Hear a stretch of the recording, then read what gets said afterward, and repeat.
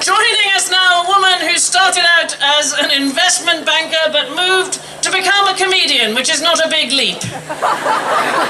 She is happy to be described as a radical feminist activist, which is good to read out because it upsets the Daily Mail. She has appeared on hundreds of TV and radio shows. Please welcome Kate Smurthwaite.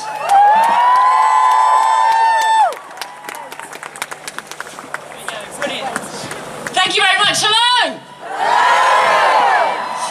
Oh, this is lovely. This is so exciting to be here. I couldn't watch the telly yesterday. Eventually I pushed the BBC red button and they cut to a live stream of Elizabeth Warren filling in impeachment papers.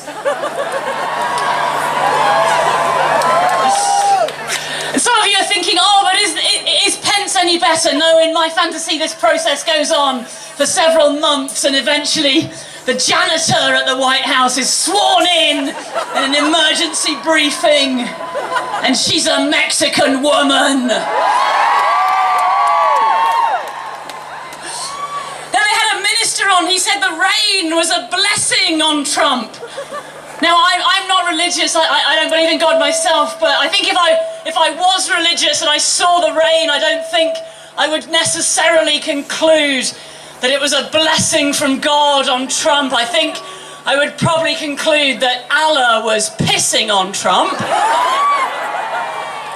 Although I have heard he'd like that.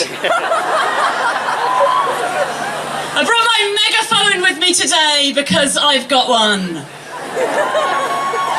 And as I was arriving at Grosvenor Square, a police officer stopped me and said, "Excuse me, can you tell me why you're carrying a megaphone?"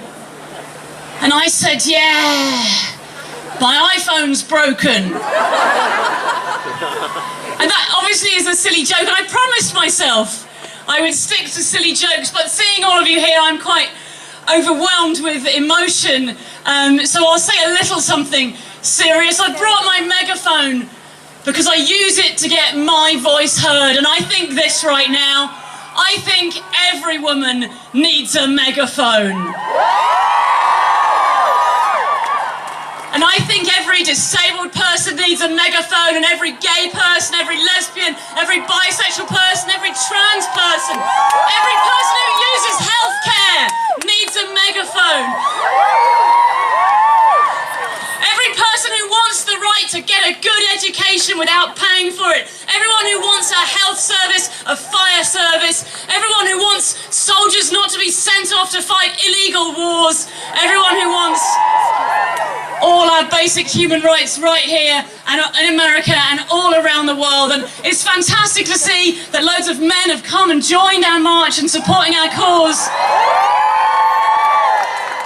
But I do want to finish by saying something to the women here, because this is a women's march and it's fantastic to see you, and it's that so many of you have come, given that you still have to do 90% of the housework and 90% of the caring, and you still get paid considerably less for all the incredible hard work you do. So let me say this.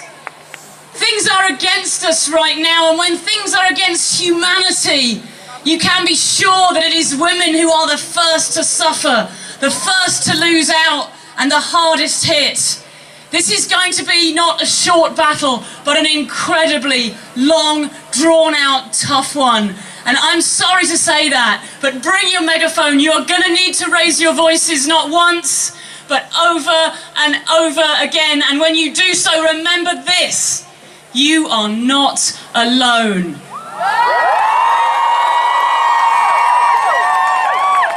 We are all with you. This is a movement, this is a campaign, and this is a sisterhood. And I will see you on the front lines.